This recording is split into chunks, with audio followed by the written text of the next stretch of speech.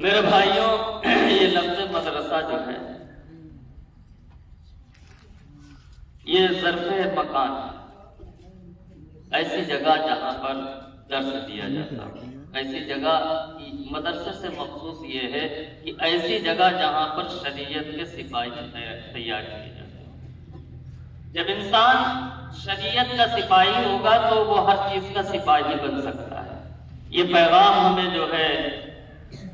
دارالعلوم دیوبند کی بنیاد رکھنے سے پہلے ان علماء نے دیا تھا کہ اگر ملک پر کوئی آنچ آئے تو اس آنچ کو ہر کسی کا سینہ برداشت کرنے یہ نہیں ہو سکتا۔ بے شک یہ اللہ کی طرف سے مخصوص سینے ہوتے ہیں، اور وہ سینے ہوتے ہیں جن میں قرآن مقدس کی تعلیم محفوظ ہو جاتی ہے۔ بے شک کہ جس سینے سے غداری کا شبہ دور ہو جائے، جس سینے سے دھوکے بازی کا شبہ دور ہو جائے، وہی سینہ وفاداری کے لیے منتخب کیا جاتا ہے۔ اور وہ سینہ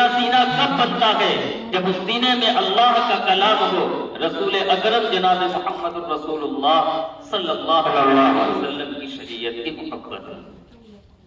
بہرحال یہ مدرسے چلتے کیسے ہیں؟ ان مدرسے والوں کے لوگوں میں تڑپ کیسی ہوتی ہے، ان کی کڑھن کیسی ہوتی ہے، ان کے رات دن کیسے ہوتے ہیں کہ دیکھو چمن میں رہنے والا ہر انسان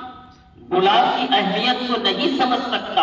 ہر دن گلاب اس کے سامنے کھلتا ہے، گلاب کی اہمیت نہیں ہوتی۔ گلاب کی اہمیت آنے والے کو ہوتی ہے جو چمن کا نظارہ کرتا ہے، چمن کی سیر کرتا ہے، وہ تعریف کرتا ہے۔ کبھی آپ نے سنا ہو کسی مالی نے گلاب کی تعریف کی ہو، کسی مالی نے چمپا کی تعریف کی ہو، کسی مالک نے چمیلی کی تعریف کی ہو؟ جب ان کی تعریف کے سلسلے میں ہم کہیں جاتے ہیں تو کسی شاعر کا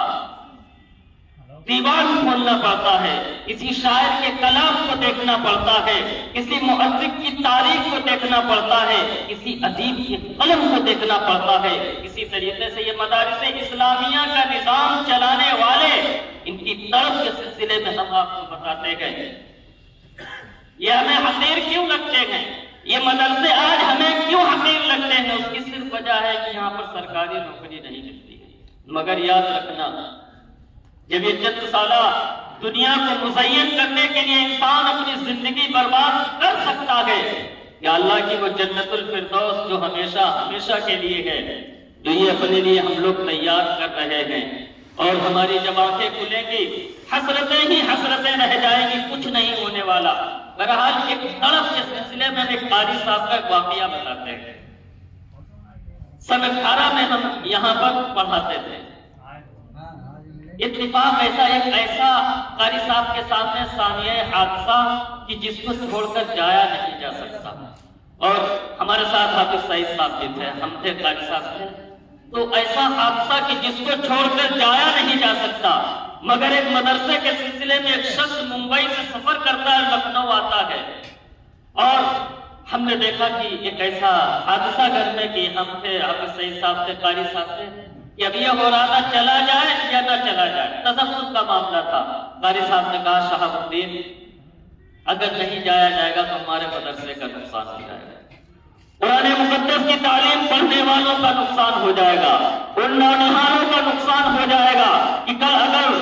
پرسرات پر اللہ نے اگر ہماری پکڑ کر لی تو یہ معصوم بچے جو قرآن مقدس کی تعلیم حاصل کرنے والے ہیں یہ دامن پکڑ کر کہہ سکتے ہیں طاہر کدھر جا رہے ہو، میں تمہارے مدرسے کا طالب علم ہوں، اللہ نے ہماری مغفرت کر دی، آؤ میرے ساتھ چلو۔ مقام یہ ہے اگر پکڑ کی جائے تو ہم لوگوں نے سفر کیا۔ میرے بھائیوں، اس چیز سے اندازہ لگایا جا سکتا ہے ایک مدرسہ چلانے والے کے اندر کتنی طاقت ہوتی ہے، کتنی قرآن ہوتی ہے۔ معاملہ اولاد کا ہوتا تو اس کو مؤخر کر دیا جاتا، نہیں جایا جاتا، کل چلے جائیں گے، آئیں گے، چلے جائیں گے، کبھی بھی ملاقات کر لی جائے گی۔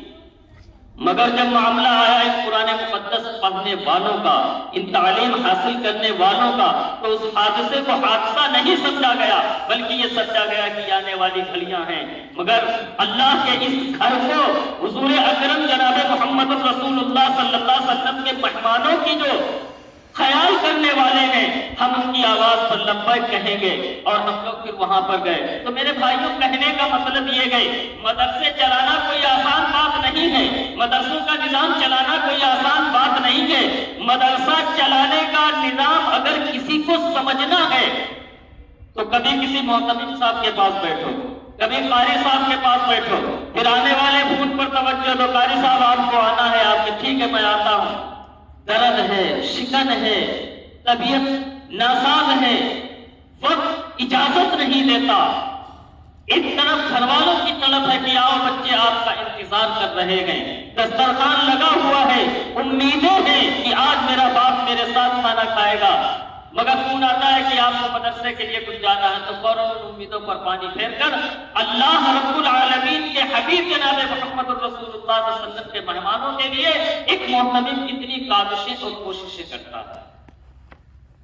سفر کے سلسلے میں ہمیں پتا ہے کہ جہنم کے گڑھوں میں سے ایک گڑھا ہے۔ سفر کوئی آسان چیز نہیں ہے، مستقل سفر انسان کی حالت کو خستہ کر دیتا ہے، انسان کی زندگی کو دشوار بنا دیتا ہے۔ سفر کوئی آسان چیز نہیں، مگر جب معاملہ مدارس اسلامیہ کا ہو تو وہ سفر بھی آسان ہو جایا کرتے ہیں۔ آج مدارس اسلامیہ میں پڑھانے والے یہ اساتذہ اللہ رب العالمین تو جس طریقے سے ان کی نظام غیب سے ان کی نصرت کرتا ہے، مدد کرتا ہے، یہ دنیا کے سامنے وہ نمونے ہیں کہ جن سے عبرت حاصل کی جا سکتی ہے کہ اتنے مختصر سے وظائف میں اپنا گھر بار چلانا، اور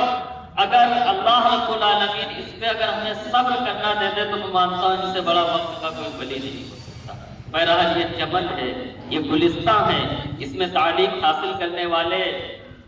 یہ پودے کہ جن میں ہر مالی اس امید سے پودا لگاتا ہے کہ یہ بڑا ہوگا تو پھل دے گا۔ اسی طریقے سے مدارس اسلامیہ میں تعلیم حاصل کرنے والا ہر طالب علم کے بارے میں یہی اندازہ لگایا جا سکتا ہے اللہ پاک یہ وقت کا ولی ہوگا، یہ وقت کا امام ہوگا، یہ وقت کا قطب ہوگا، یہ وقت کا ابدال ہوگا، یہ وقت کا مؤرخ ہوگا، یہ وقت کا ادیب ہوگا، یہ ایسا ہوگا کہ قوم میں ایک ایسی چنگاری برپا کرے گا کہ معاشرے کے حالت کو بدل سکتا ہے، قوم میں پھیلی ہوئی گمراہی کو بدل سکتا ہے۔ ان سے محبت کرو، ان سے محبت کرنا بھی ثواب ہے، انہیں دیکھنا بھی ثواب ہے، انہیں گلے سے لگانا بھی ثواب ہے۔ اس لیے میرے بھائیوں، یہ جو پروگرام ہے قاری صاحب کے مدرسے میں یہ محنتیں ہیں، کاوشیں ہیں، اللہ پاک ان کو قبول فرمائے۔ ایک واقعہ میں سناتا ہوں، ایک تاریخ میں واقعہ لکھا ہے کہ ایک ملک ہے ہمارے ملک سے ملا ہوا افغانستان، وہاں کا نظام ہمارے جیسے مدرسے جیسا نظام نہیں ہوتا، وہاں پر یہ ہوتا ہے کہ ہر انسان کو ذمہ داری ہوتی وہ اس چیز کو سمجھے۔ تو وہاں پر ایک گورنر صاحب سے بچوں کے لیے کھانا لے جایا کرتے تھے، تو دیکھا ایک معصوم سا بچے یہ بڑے شریر بھی ہوتے ہیں، ان میں جو ہے کیونکہ ہم لوگوں کے پیچھے ایک شیطان ہوتا ہے نا، اور ان کے پیچھے ہزاروں شیطان ہوتے ہیں۔ پوچھا گیا ان کے پیچھے اتنی بڑی سیکورٹی کیوں ہوتی کہ اگر یہ ایک بھی کھڑا ہو جائے گا تو حالت کو بدل دے گا، اور تم کچھ نہیں کر سکتے، تم گناہ کرو گے اپنی ذات کے لیے۔ اگر یہ ان میں سے ایک